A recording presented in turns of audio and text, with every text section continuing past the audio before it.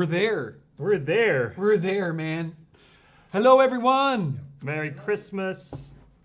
Welcome to our Christmas live stream. Christmas special. That's right. Solving Christmas mysteries. I noticed something, Tom. What's that? You're wearing a very festive gear. It's my cardigan. Thanks for noticing. Thanks for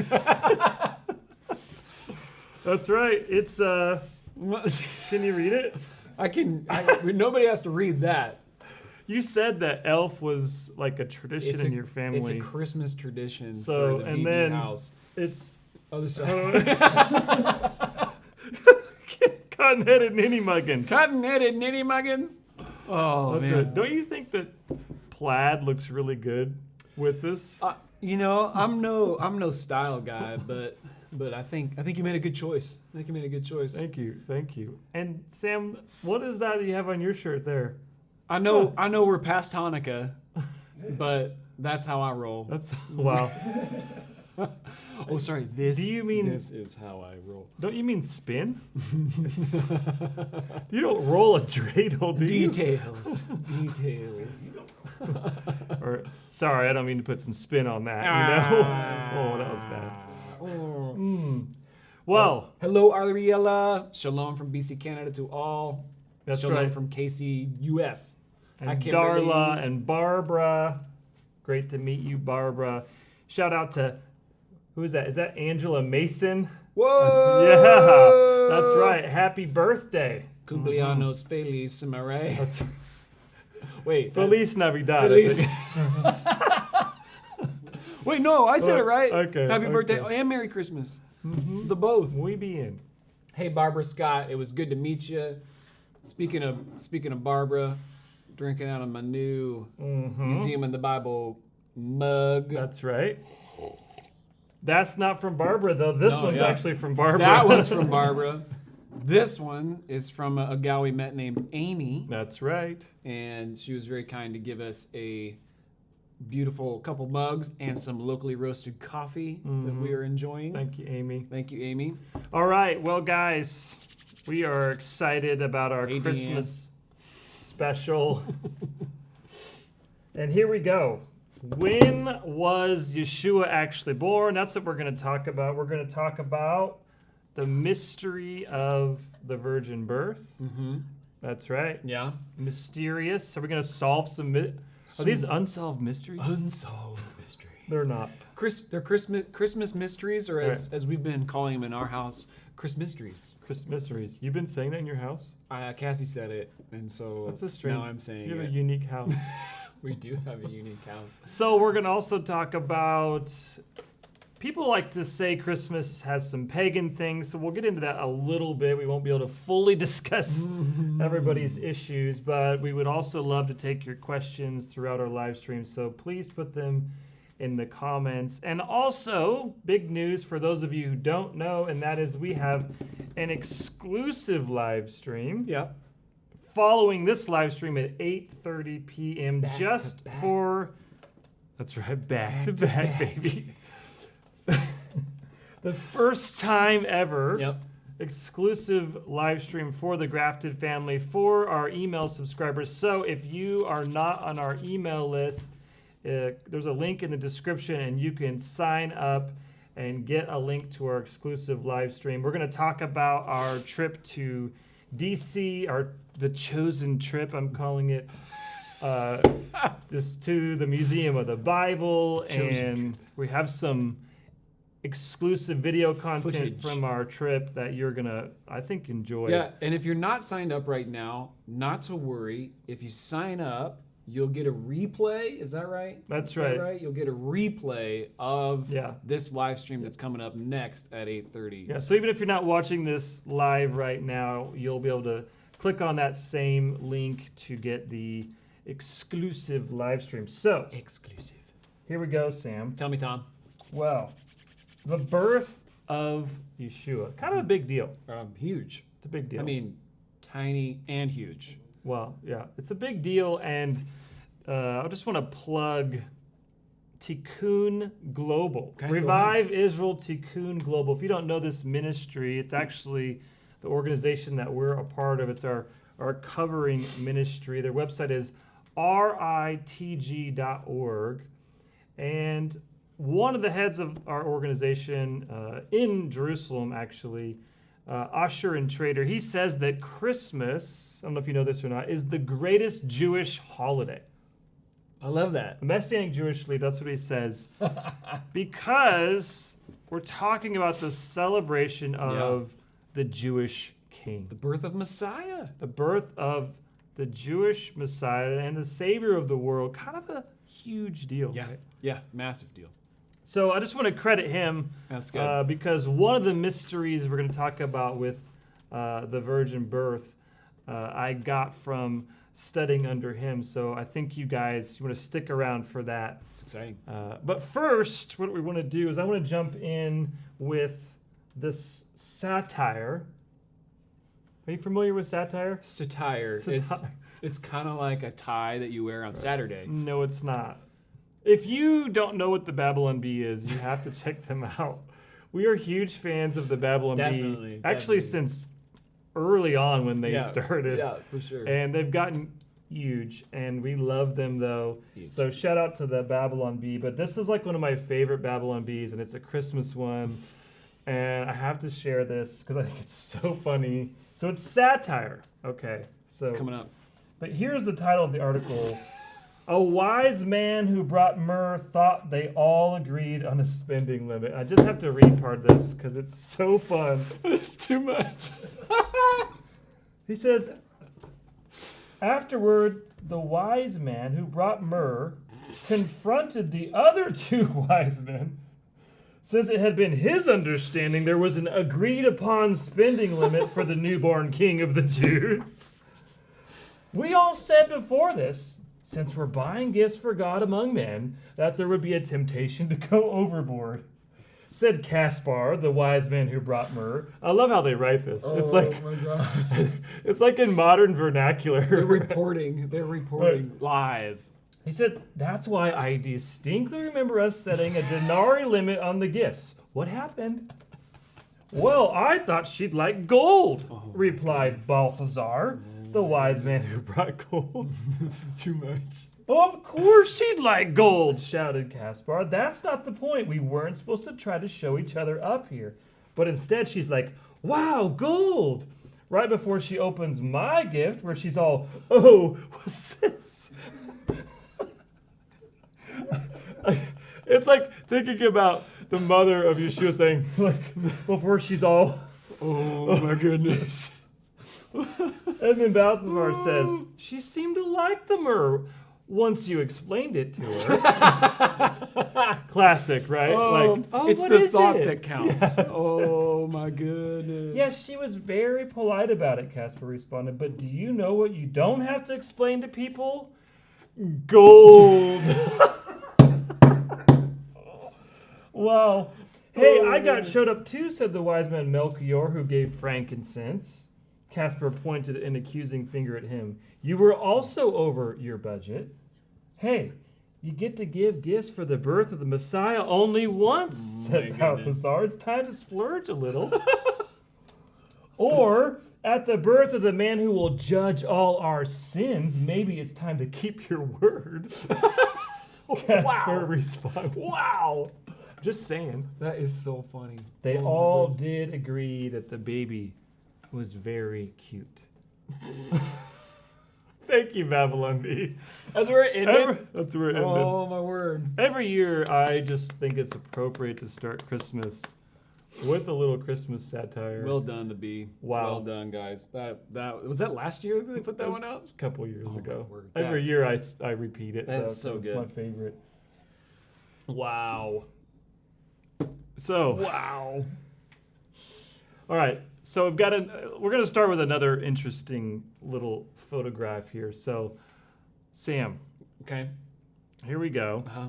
We put this picture up here of, here we go, that's right, from The Chosen. Now, Is that copyright material? I hope, don't throw stones at me.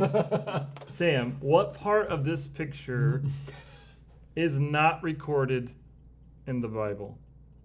This is funny.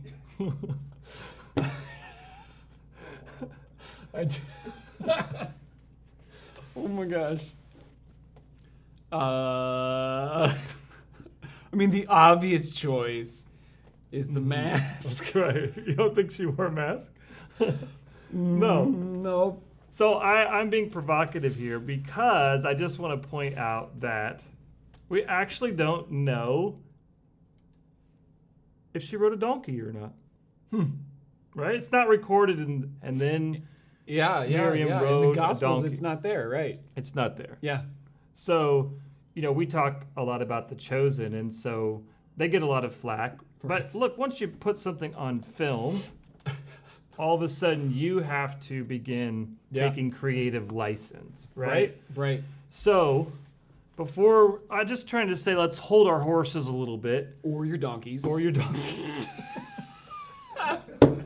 And you set me up for that one. I did, not on purpose.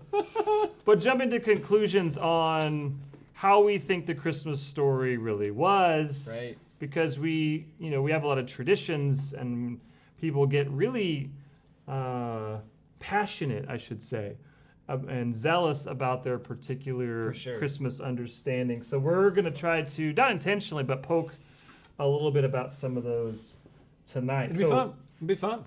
I'm excited. So first of all, what is Mary's real name, Sam? Miriam. It's Miriam, isn't it? Yeah. Right? Mm-hmm. Just like, of course, Jesus' real name is Yeshua. His mom didn't call him Jesus, right? Correct. So she had a Hebrew name, and her real name is Miriam. So I just want to point out just a little bit of the Jewishness that gets lost a lot of times in the Christmas story. Sounds great. Right? Exciting. Is that, like, for example, we have another famous Miriam in Scripture, which is who? Moses' sister. That's right, Moses' sister, and her name is Miriam. Mm-hmm. But that same name, when we have it in the New Testament, we don't translate it Miriam. Yeah, it's interesting. Why is that? Well, they're both Jewish women, right? Yeah. And yet, one, you can see how Mary doesn't sound very Jewish, really, does it? Right. It doesn't. So you can see how even just that gets us a little bit away from the Jewish context. So it's helpful to realize this first century Jewish context, right? Yeah, because Mary can sound very Christian. Not that that's a bad thing, but it does pull it out of its Jewish context. So. Right. So we're trying to emphasize some of the things that have been lost when we don't have this Jewish context. So and yet we're talk about the donkey, or we have that in the nativity or something like that. So I guess this is an unsolved Christmas mystery, isn't it? Whether she rode a donkey or not. Yeah. Right? Yeah. I actually looked it up the other day, just like a quick search. And I looked what up? If she rode on a donkey or not. Oh, really? Yeah. What did you Google? Did Mary ride on a donkey? Did you really? I did. And what did it say? Someone posted. What did it say? It said that someone posted that it was possibly an apocryphal or extra biblical text that mentioned something about the possibility of a donkey. Interesting. So the nativity set actually was an invention of Saint Francis of Assisi. I didn't know that. Seriously? Yeah. Huh. And if I get the date right, 1233. So really fairly new in some sense. Yeah. In the grand scheme of things. If I remember right, he was trying to, really similar today, fight for the real meaning for the season. That's really interesting. I did not know that. So weigh in the comments if you're able to listen to us as I'm wearing this sort. Do you see how it looks with the plaid? I told him very poorly. I think it's okay. Tina Patch is asking, why didn't they leave it Miriam? Why did they change it to Mary? They being translators. Yeah, a lot of or most really of the names in the New Testament in particular, lost quite a bit of their Jewishness. James, the book of James is another example. Right, he would have been Yaakov. Yeah, right. Jacob was his name, so that kind of got lost in translation as well. Yeah. Joseph is pretty close to the Hebrew, which is Yosef. Yeah. But yeah, it's a part of a lot of the Jewishness in translation does get lost. That's why I really recommend the Tree of Life version of the Bible. Sorry, Darla Brooks said, "Hold your burro. There might not have been a donkey." That was funny. Like, hold your horses. I get it. That was good. There it is. Nice one, Darla. That's funny. So, Sam, let's talk about the birth of Yeshua. It is this Christmas season. Yeah. Well, it is an Christmas season. Can you say it that way? I think it's a Christmas. Yeah. So, when was Yeshua actually born, Sam? Well, I'm just gonna put you on the spot. Just let's go there. it's debatable. Mm-hmm. It's a debated question. So, we took a poll, actually, didn't we? We did actually 2 polls. We had one on Instagram and we had one on YouTube. Mm-hmm. And what were the choices? Spring, summer. No, spring, fall, and winter, and then I don't know. So what were the results? Kind of all over the place. Okay. Yeah. So a third for the spring, a third I don't know, and 26% fall. Few winter. The winter seems to be the lowest winner. Interesting. Sam, when is Christmas this year? This year? Yeah, when is Christmas this year? December 25th. It's on the okay. Mm-hmm. Yeah, same as last year. Yeah. I like that. I use that joke every year. There's like, is it a Thursday? It's like, no, it's the 25th this year. 25th, yeah. But have you ever thought about this? So if Yeshua was born on the 25th, then what day is he circumcised? Oh, I can't do. You're putting me on the spot. Okay, 26. It's a famous day on the calendar. I'll give you a hint. 30th, 1st, 2nd, 3rd. January 3rd? I'm lost. January 1st. I can't do math. I'm sorry. I didn't mean to put you on the spot like that. It's okay. No, Happy New Year! I don't know if people think about that, but like that, because it's like 25, 26, 27, 28, 29, 30, 31. You didn't do 31, did you? I just bad math on the spot. That's interesting, though, that would mean his circumcision would have been on New Year's Day. Interesting, huh?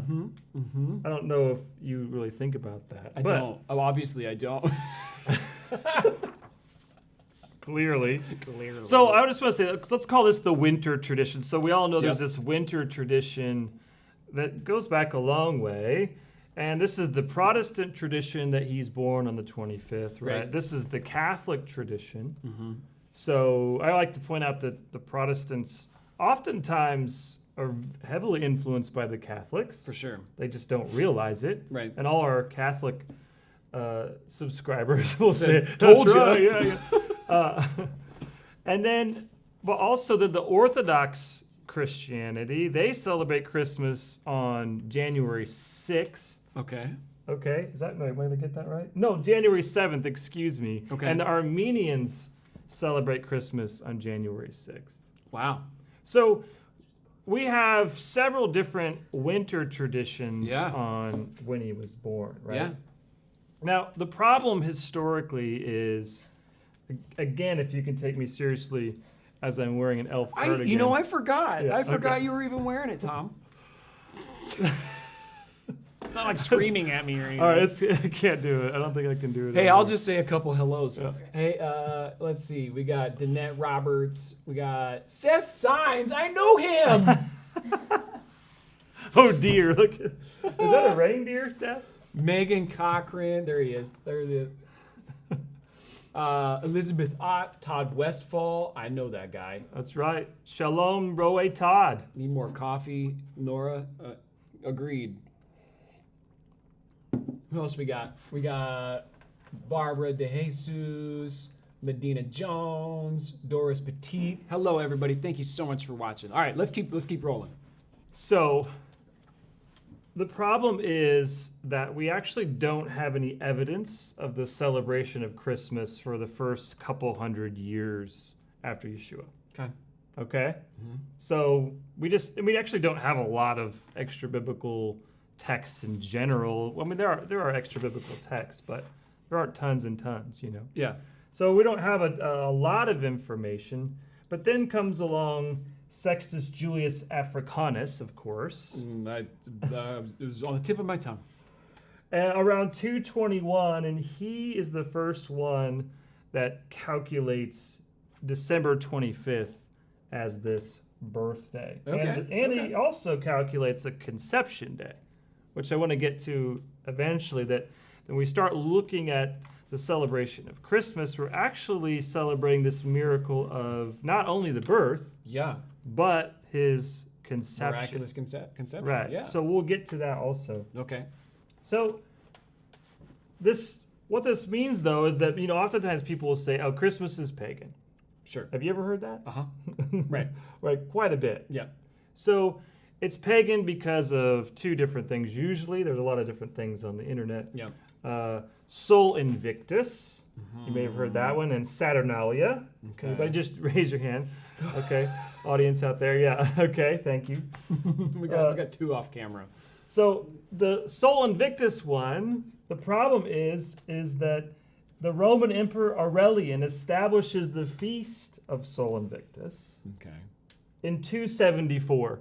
Okay. Which is after, and that's established on December 25th. Uh-huh.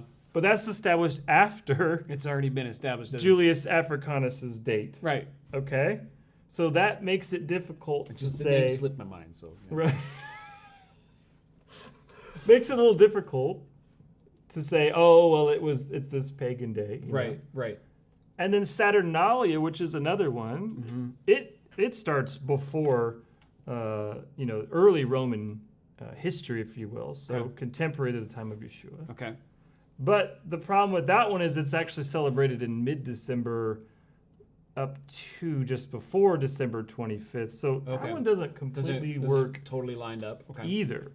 So I know there's a lot of things on the internet. There are a lot of things on the A internet. lot of things on the internet. I think one of our things that we want to emphasize is we're in this information age. Oh, man. And it's only exploded really in the last 15 years, you could say. And so we as as humanity, you could say, but let's talk about the family of Messiah, more specifically, we're not doing a good job of filtering. You can say that again. Right? We're not doing a good job of vetting our sources. Right. And we're inundated with the internet. We're inundated with information, right? Totally. And I just always want to highly encourage people to try to vet your sources as much as you can. Right. Because anybody can be an expert, and you need to know what kind of information you're taking in. And because it's important what you're putting in your brain, what you're putting in your heart. Right. For sure. So when you're listening to yahoos on the internet, right? Like, it's good to say with strange clothing, it's good to ask, who are these guys? You know, who is their covering? Who are they connected with? What's their accountability? Like, asking these questions about where they come from. When your friend sends you that link to that teaching, it's like, this is such a good teaching. Go check it out. Yeah. Go see who well, it is. Right. Thank you so much. But who is this person? Why do you trust this person would be another good question. Yeah. Because, boy, it's getting us in a lot of trouble. Maybe the simple answer is dig a little deeper. That's right. Maybe just dig a little deeper. Take a little bit of extra time. Yeah. And dig a little bit deeper, Yeah. So what am I saying? I'm saying, okay, this winter tradition it's really old, though, the celebration of Christmas in the winter. Yeah. And look, we aren't anti-tradition. Totally. Our heart is this deference to Christian tradition, deference to Jewish tradition. Yep. How do you marry those together? It's basically impossible. You need the Holy Spirit to do that. Yep. And you need to do that in community. Yeah. I was going to say, you need other people to help you filter through these things, people that you know, love, trust, and that have good accountability and reputation themselves. Right. Yeah, for sure. But look, even though in our polling, that the winter tradition has the lowest vote, if you will, I think we can still all agree we're really thankful for the winter tradition. And what I mean is, for those of you who live in the West, those Westerners out there, there's a good chance that Christmas is a paid holiday. Therefore, be thankful. I mean, right? Right. I mean, that's a big deal. Even, a couple hundred years ago, kids were working like 16 hours a week and crazy stuff and slavery and all sorts of horrible things. I mean, we still have slavery today, I realize. But, thank you. Yeah. I mean, that's a Judeo-Christian influence. That's good. That's actually a big deal, because if you live, let's say, in South Korea, not happening. You don't get Christmas, or sorry, not South North Korea. North Korea. Yep.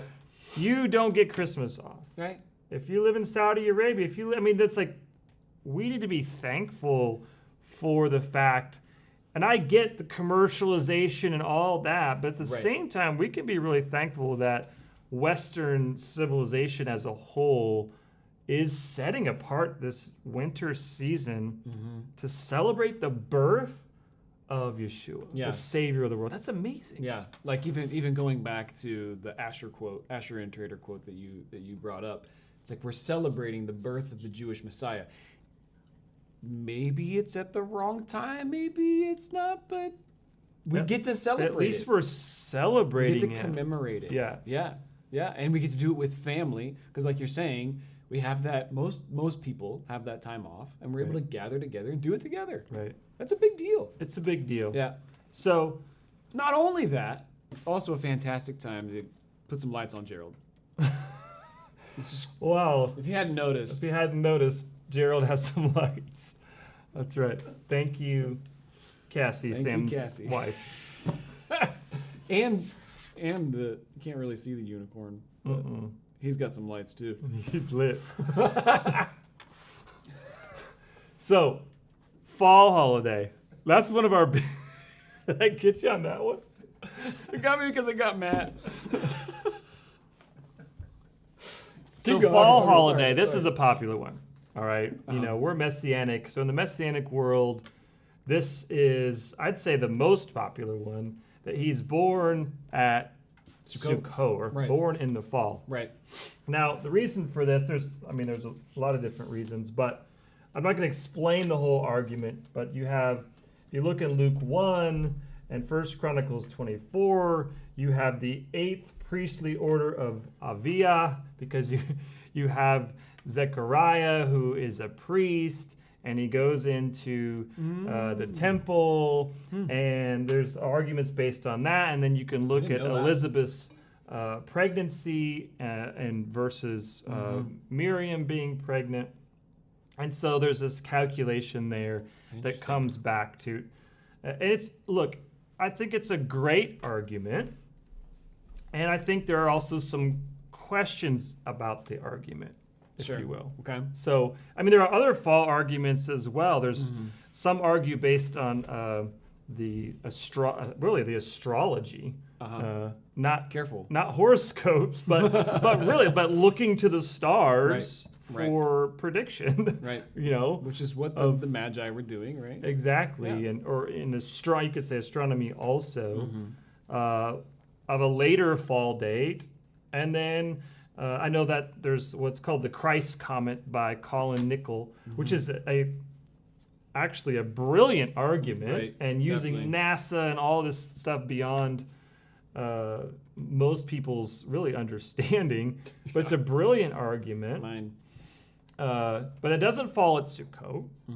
I know Dr. Michael Heiser and others argue for Rosh Hashanah, Tishrei 1. I didn't know Heiser. On 3 BC, which falls on September 11th, which is kind of strange. Interesting. So, and I would say when you look at these arguments, they're almost like lawyers' arguments, and some of them are really good. Now, I think sometimes you still have questions, and you could poke holes. Right. But what do we do with that, Sam? You've got good arguments for different dates. It's an unsolved Christmas mystery. It is an unsolved. Are you? Oh, you mean we should be really like everybody needs to believe this or they're wrong? Is that what you mean? No, no, that's not what I'm saying at all. I mean, this is where we have this inundation with information, and so how scholarship works oftentimes is you read something and you're like, wow, I am completely convinced. That is so good. Yeah. And then somebody else writes an article. Right.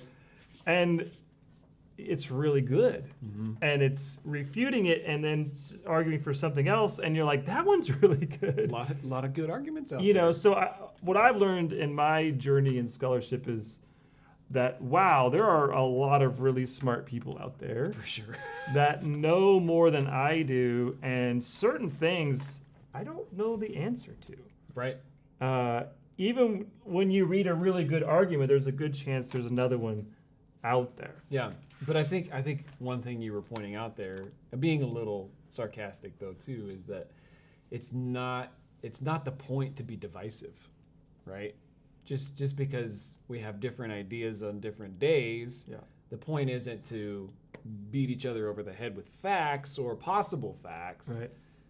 The point is we celebrate our Messiah was born, that he took on flesh. Exactly. And that is, well, to say it Christmassy, that's the reason for all seasons. Exactly. Totally. Yeah. And that is where I'm glad that's your takeaway. Yeah. Because when you look at the spring, the answer is basically the same. I mean, actually, the oldest written evidence or the earliest textual evidence we have is for a spring dating.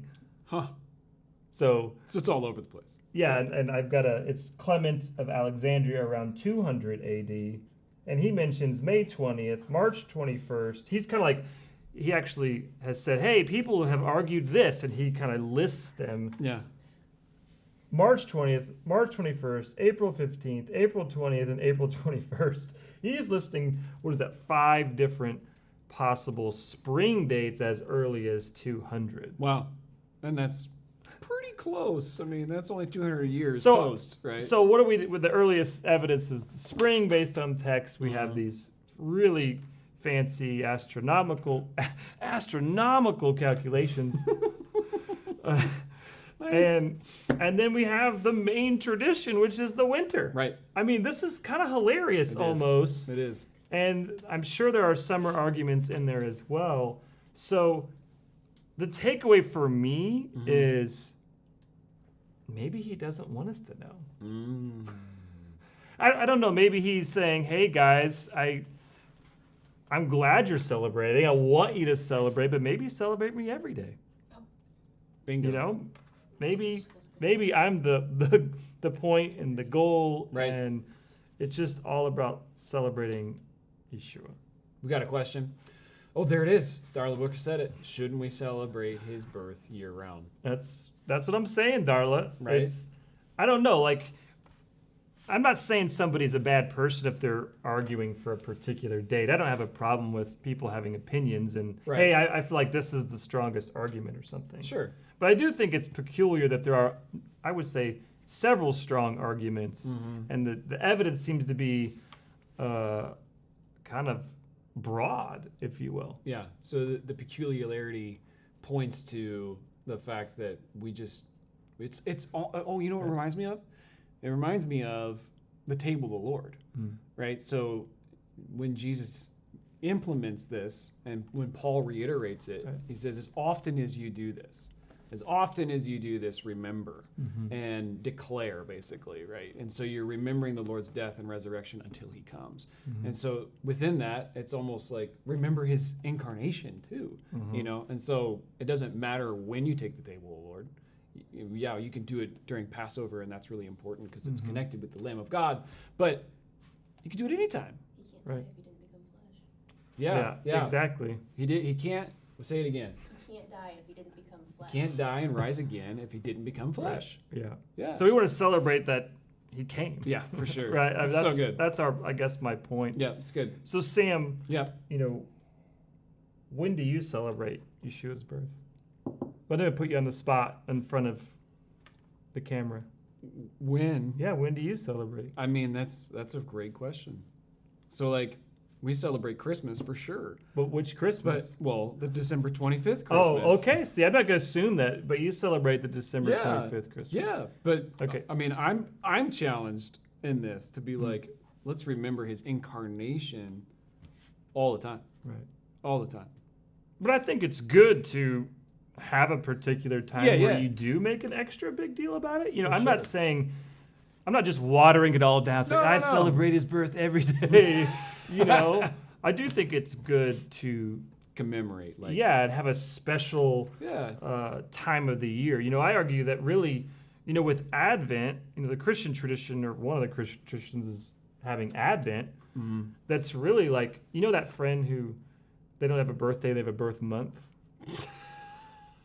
You know what I'm talking about? I don't know who you're talking Yeah. about. That Yeshua's that way. You're talking about me? You know, actually, maybe he doesn't just have a birth month, because December is like that in Christian tradition. It's like Yeshua's birth month. Oh, yeah, right. You know, it's like lights go up at Thanksgiving. Some people start decorating in October. you know? Exactly. And now what I'm saying, he has several birthday months. Mhm. Yeah, like that's a lot. Yeah. So he's like, He's like, let's do this. That's hilarious. But for us, it's kind of interesting because we are Messianic and we celebrate the biblical feasts. Right. It actually, celebrating his birth in the winter actually works out really nice. Okay. Because, you know, we just got finished, a month or two ago with the High Holy Yep. Days, Right. which is his return and the millennial kingdom, Right. and then this new heavens and new earth. Yep. And then now we just start over with the incarnation, Right. and then we march toward the spring of his death and resurrection, Right.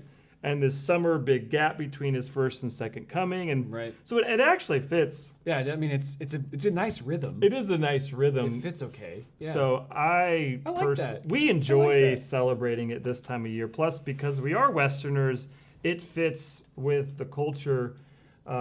Right. But again, that doesn't mean we're embracing, you know, the Santa Claus isn't replacing Yeshua, you know, in our house or something like that. And we're not bowing down to Christmas trees Or or Gerald. something. Or Gerald's not a Christmas tree. He's not.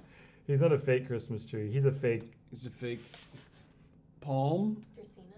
Christina, We don't even know what Gerald is. That feels like we Megan. don't even know him. Cassie bought him. It's okay. Or somebody bought him. Thank you, Nora. Thank that you. No, yes, Gerald he does look wonderful. Wow. He looks great. Yep, Megan. He's dressed up for the holidays. He is. He's a big Christmas person. Big fan. Big fan. But I don't have a Christmas tree in my house. Yeah. But to me, like, if you have a Christmas tree in your house, I just want to go here for a second. Don't worship it. Don't worship it. Like, don't worship it. Like, Definitely so don't. I know we're gonna get some flack for this live stream because people Right. are very passionate about Christmas. But if you wouldn't mind in the chat, if you do know of somebody who worships your Christmas tree, I would like to hear that story because I like to. Are you asking for names? Not the. I've just never. I know there's that accusation that people worship their Christmas tree. Sure. You know, you hear that for years. Right. Well, that's yeah. That's, But I've never even heard of anybody who's heard of anybody yeah. that worships their Christmas tree. Now, again, I don't have a Christmas tree in my house, so I'm not promoting Christmas trees Right. And if you know somebody that has a Festivus pole, let us know. like the rest of us. Wow, a Seinfeld reference. Are you too young to have seen Seinfeld? I think? Christmas question. Christmas questions. Okay. Shoot here them we up go. now. Let's go. Here we go. Maya W said, I heard shepherds were only in the fields at night during the spring when sheep give birth to protect the lambs. Yeah, I would say that, you know, sheep are like need to be taken care of like all year round. Right. So, and Bethlehem is where they were raising sheep for the sacrificial system. Yeah. So, to me, I don't know, shepherds need to be raising sheep all year round? I would guess, and I don't know what the reproductive rhythm of sheep is, but like you're saying, they're kind of defenseless animals. Right. They're not real good at protecting themselves. So I would assume that they would need to be watched as well. I've heard that argument, but to me, it doesn't have enough evidence to support like only in the nighttime in the spring. Because the sheep would be around for many years. The Yeah. lambs may only. Right. Yeah. Right. But it's true. It is true about sheep being birthed in the spring. So actually, that relates to the biblical calendar, where they have to often, it's called intercalate, like add a month on the biblical calendar Right. to make sure, because the biblical calendar is connected with the agriculture, with the barley harvest. So you could bring the first fruits of the barley for Passover, but it's also connected with, you got to have enough sheep being born Yeah. for the Passover sacrifice. So there's going to be a lot of Right. sacrifices. So yeah. So, but I think the sheep argument would lend, if you had to argue, more towards the spring than any other month. So I would say that, but I would say it's definitive or something. That's a good question. Terry, when did the tradition start to bring evergreen trees and mistletoe into your home? Well, mistletoe is just a good excuse to get some kisses. Right. Well, the mistletoe, I don't know much about that tradition. I don't either. That honestly. one seems more pagan to me. I haven't done a whole lot of research on that one. Christmas trees, I don't have a specific century. I know it's not always clear. It's hard to get evidence, and because somebody says something doesn't mean we can actually prove it. So you kind of need some like they call them primary sources. Like you need some like really ancient documents that really say this is how it started. This is what they were doing, and a lot of times with traditions they don't necessarily write down where they came from. Or whatever. So I can't tell you exactly when. I know some people would argue it's not pagan. Some would argue it is pagan. And like I'm arguing, I was saying don't worship your tree. Yeah. I mean, It's a good argument. Marlene says, do you both think he was born at night? I mean, I don't know that I've ever thought about it, but my first thought goes to the shepherds and seeing the heavenly hosts, and I mean, I guess it would be bright regardless. It would be overwhelming regardless. But I think I've always just pictured it at night. But I don't know. Is that biblical? I'd have to look in the text. We could look it up. Doesn't it say they were tending their flocks by night? Or is that just the song? I'd have to double check, but I think it's night. Yeah, I would say there are. I don't know that I don't know that matters. You don't know we have to weigh in definitively on things that don't make a huge a difference. Here's another example that we just kind of assume, and that is that Miriam and Joseph come to Bethlehem and then she has the baby. But it doesn't actually say that like she came and like immediately had the baby. Maybe they were there for a while. I don't know. Now it does seem like it because they couldn't find a place to stay. Right. And you have the census taking place. It seems a bit hustled. I mean, it's the feel. It seems like Yeah. it. Yeah. Any other ones, Matt? Todd, we know that guy. The biblical calendar has some interesting roots itself that aren't necessarily biblical. Is that true? Roe Todd, thank you so much. Our friend and brother from Frederick, Maryland, Roe Todd. Everyone. That's right. Congregational leader of El Shaddai in Frederick. Yes. So, yeah, I mean, interestingly, the names of the biblical calendar, there are several names, but some of the names are from Babylonian gods or traditions. Right. So, Tishrei and I'm not sure if Kislev is the Babylonian god. Probably is. But yeah, I mean, the Jewish people go into exile and they pick up kind of like the days of the week, you could say. Right. Or even our months. Months, yeah. Are also as well. taken from pagan names. Right. So, I wouldn't say that makes the Jewish calendar pagan.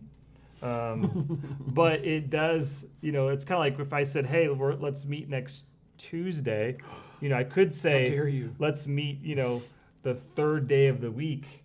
And But- then I would miscount. You wouldn't, are you counting Sunday if it's the first day of the week or Monday? So. I'd show up on January 3rd. Right. I didn't mean to put you on the No, spot. it's okay. It's okay. I thought it was hilarious. But you're right. It's like we live in, a fallen world. We live, like the Jewish people, they've been living in pagan cultures for thousands of years. So we have to navigate multiple calendars at the same time. But yeah, biblically, they also argue like this is the first month, the second month, even there's called numbers also. So it's another way. And there's lots of New Year's, and so that gets hard too. Not that sure if that answers your question exactly, but. All right. It's good. So, good all questions, right. guys. So moving on, Moving right along. we're getting this message here. Okay. So another mystery.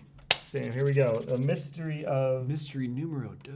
the virgin birth. Okay. Okay. I'm ready. So, question: what are the miracles of Christmas? What are the miracles Yeah. of What are the Christmas? miracles? What would you say? Like Christmas, it's a miracle story, right? Absolutely. But what is the miracle? Well, the first and foremost that I'm thinking, because you're talking about the virgin birth, is that the virgin conceived. Exactly. Mary got prego, and she wasn't married. Right. Yeah, What? that's the She what? yeah. All right, we just start off. This is a unique story, Very right? Very Very. unique story. Now, if we back up a little bit, this is kind of fun to think about.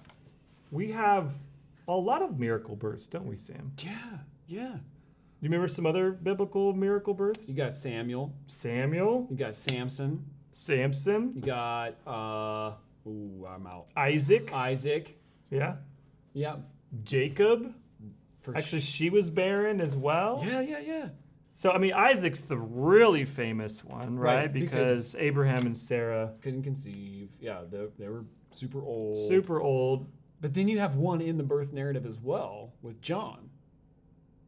Oh, yeah, I Luke forgot 1. about that one. You're right, Yeah, with Elizabeth and Elizabeth and Zechariah. Yeah, Zechariah. exactly. Yeah. So it's kind of fun because Yeshua comes from a long line of miracle births. Right? That's for Right? sure. I mean, this is part of him reliving the story of Israel. Oh, that's good. But then this is the miracle birth of miracle births, right? Right. I mean, like, he's like, okay, you think that's a cool miracle. Check this. Like, this is at a whole new level, right? Right. I won't even use two humans, right? Like, what? So, which makes sense, of course, because we're talking about God becoming Yeah. a man, but still, he's still God, right? Mhm. So, It's the power of God at work. right? exactly. Oh, man. So, let's just read this passage because this will kind of root us in the text. Okay. It's Isaiah 7:14, Mm-hmm. and this is this prophecy about the birth of Yeshua. It says, "Therefore the Lord himself will give you a sign. Behold, the virgin," which in Hebrew is the word alma, and we're going to talk about that in a minute. Okay. "Behold, the virgin will conceive and bear a son, and shall call his name God with us." So they got his name wrong? They shall call. No. That's good. That's good. Yeah. Spoiler alert. Go see The Chosen, The Messengers, and they have this funny part about. Yeah. The naming. Mhm. Yeah. And we're gonna do a reaction to that video, The Very Messengers, soon. very soon. So As soon as keep they let an eye- us. Yeah, keep an eye out. But it says they shall call his name Emmanuel, right? Which means God with us. So this is literally, it's saying this virgin will conceive God. Yeah. And that's a strange passage, Oh, right? man. Oh, man. But it's saying conceive, and you pointed this out earlier, we've been saying this. So the miracle isn't just the virgin birth. That's kind of what we say a lot of times. We're like, wow, the miracle of the virgin birth, right? Because I mean, don't get me wrong. The birthing process is really miraculous just in general. Like, I have 3 kids. You've had multiple children. Like, our wives, they getting through that is miraculous. It is miraculous. But that's common. Right. The miraculous part is the conception. Right. Exactly. Yeah. So how does that happen? Right. I mean, how does it even take place? So my point here is, okay, Sam, when does human life begin? At conception. Human life begins at conception, 100%. right? God's pro-life, isn't he? Absolutely. He's pro-life. So if life starts at conception, when does Yeshua's life really begin? At conception. Right. So it's like, so if we talk about the Christmas season or something, and we celebrate his birth, really he's already alive. Meaning Right. he's already fully human. He's already That's good. fully on the earth, I guess you could say. Yeah. He's not like still up in heaven. Right. He's already come down to the earth. Yeah. Right? Wow. He had been there 9 months prior to actually Exactly. physically showing up on the scene. Right. Yeah. Wow. That's So, cool. which means like, let's say you're a fall tradition guy. Say like you think it's Sukkot, you think it's Rosh Hashanah, you think it's this cool astronomical argument. It keeps sounding like that. This huge argument. If you rewind 9 months from the fall, guess when you land? 9 months from the fall, Yeah.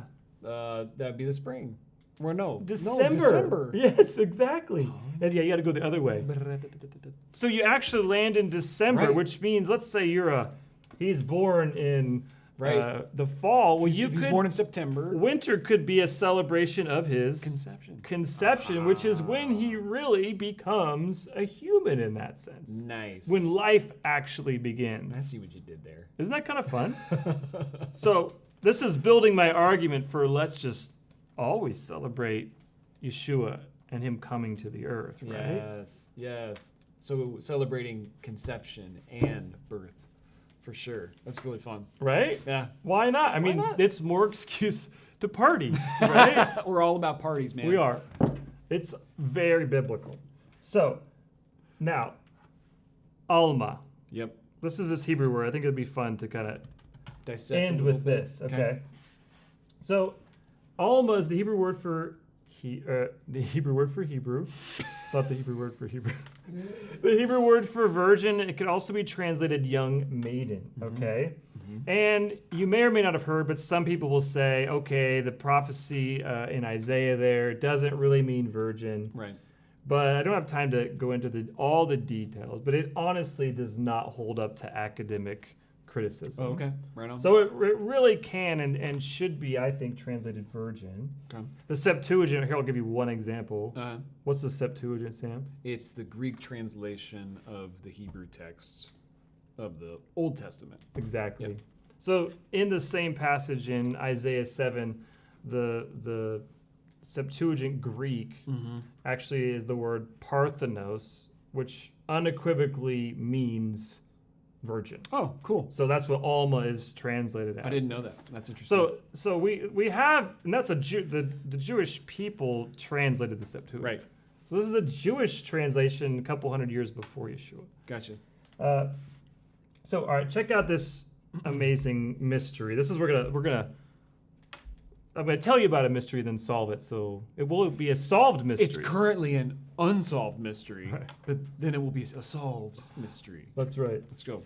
So the word mysterion, or the word mystery comes from the Greek mysterion, which means something hidden has now been revealed.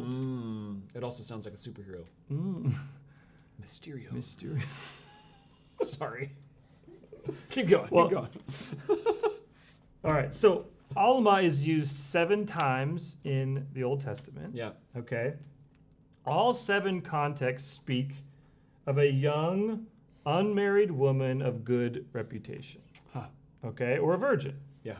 All right. Now, It's good context. good context. Yep. I mean, an unmarried woman for almost all of human history was a virgin. The implication was that right. she was a Like in virgin. every Yeah. culture, that's what it was. That's a modern phenomenon Yeah. of sexual immorality, really. Yep. I mean, Yep. so now what's interesting is of the 7 times it's used, 4 times the word is used generically.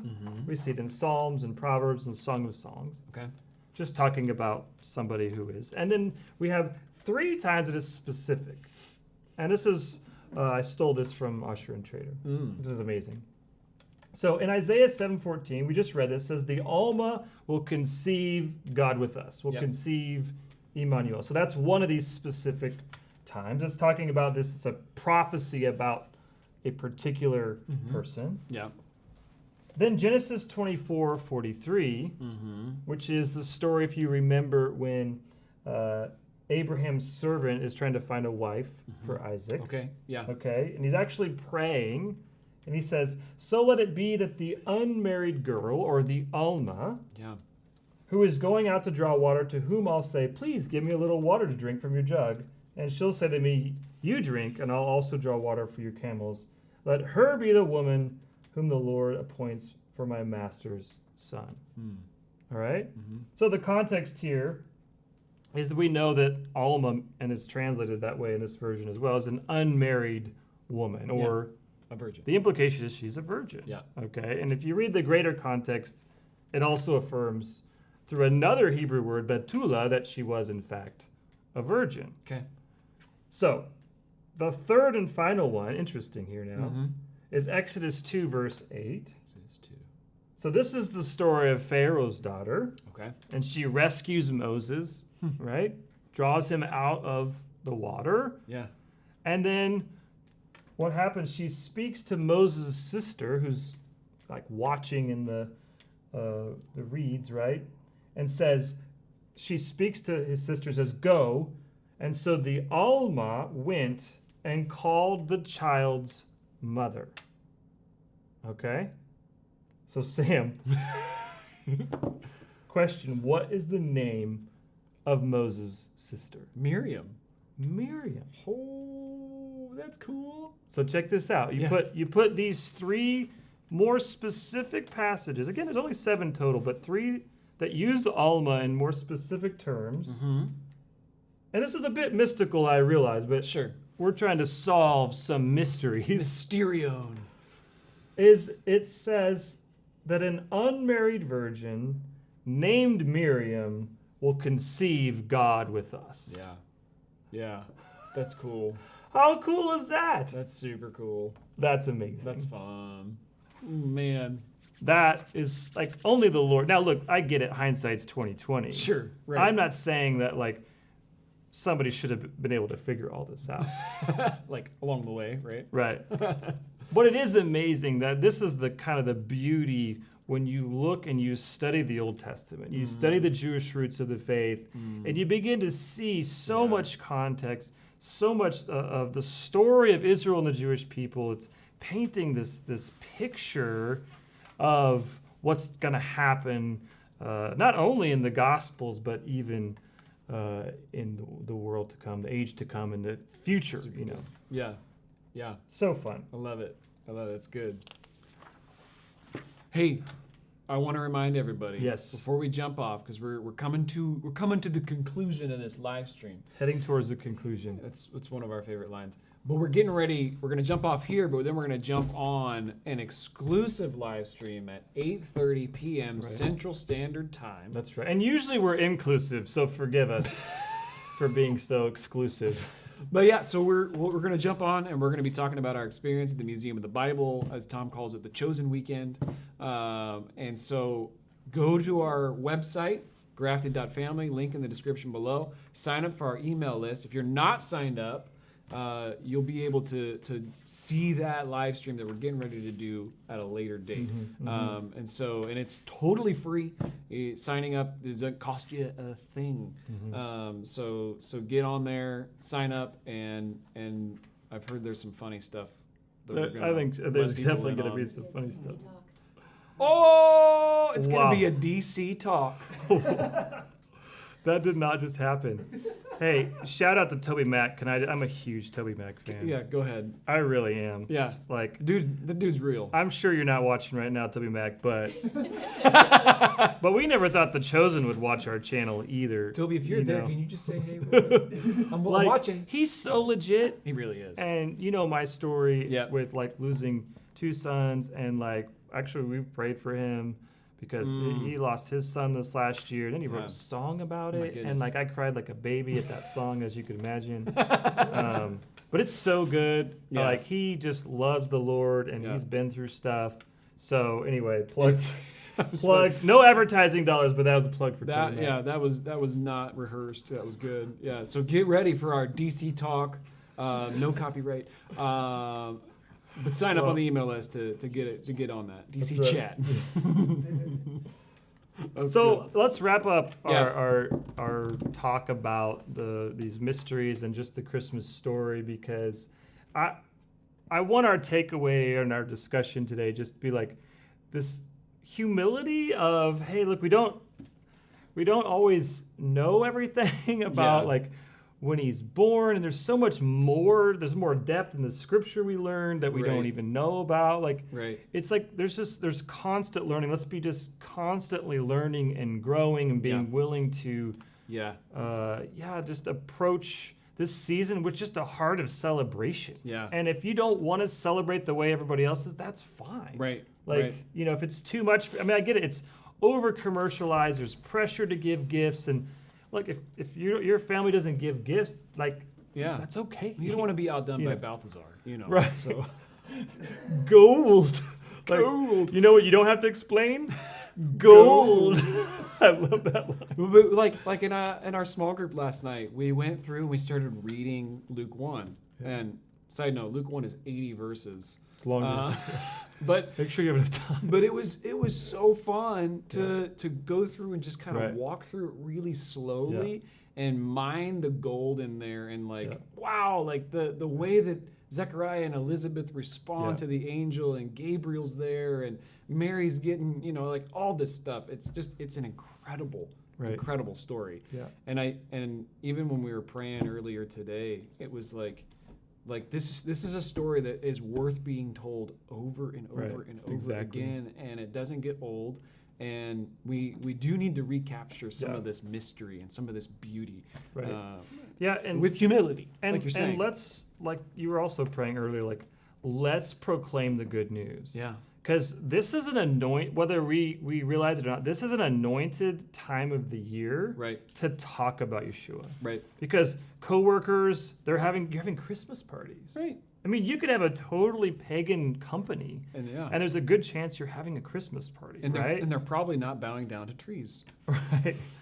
But I'm saying take that opportunity to say, hey, what are you doing for Christmas? Right. Hey, Conversation and like starter. so many people who don't love God are exchanging gifts, and like tell them about where does that history come? What is the tradition? A lot of people don't even know the tradition comes from the wise men giving gifts. Like use it as an opportunity, or even after the holidays. Hey, how was your holiday? How was your Christmas? Like it's an easy, sometimes it's awkward to like, I want to talk about the Lord. How do we get there? Now is such an easy time to share the good news. It's a good song. Easy social on-ramp. So I would encourage you, like, he's worth it. Yeah. And proclaim his goodness, celebrate his salvation during this season. Yeah. Yeah. I have a final story too. Let's go. Let's If you hear want it. to hear it. Yeah, let's hear it. Because I like to tell this story around Christmas, because I lived in Jerusalem. My family did for 2 years. And this is, to me, a really funny story.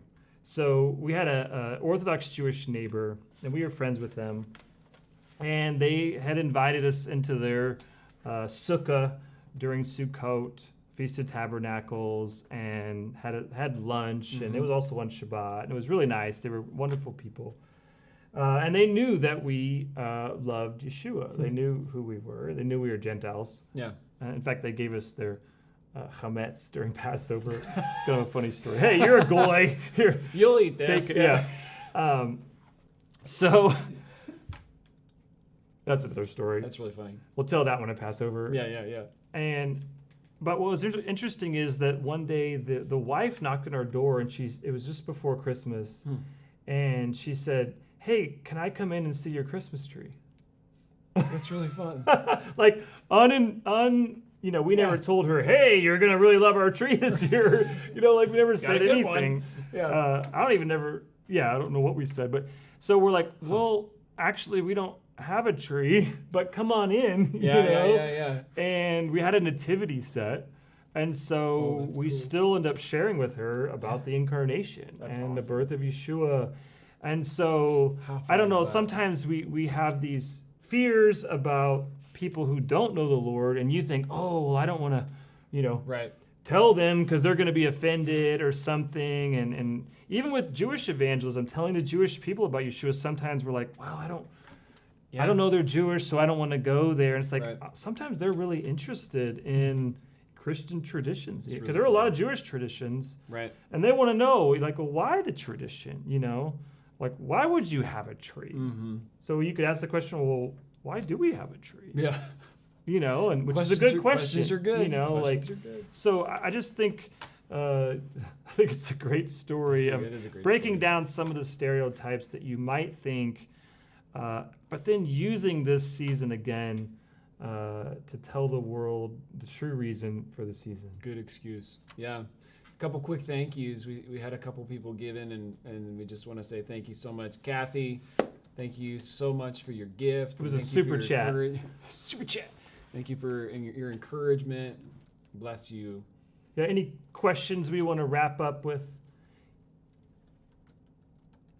Say hello to Marlene. Bless you. Justin. Let everyone you be done in love. Yeah, love on everyone during the season. Absolutely. The season of giving. Yep. Right? Yeah, generosity, right? Well, thank you so much for joining us. This was fun. Good conversation to have around this time of year. So everybody have a happy, Merry Christmas, and we hope you had a great Hanukkah. And again, don't forget, sign up for the email. We're getting ready to do an exclusive live stream here in about 20 minutes. So if you're not on it, get signed up, and then you'll be able to watch the replay later. But thanks so much for joining us.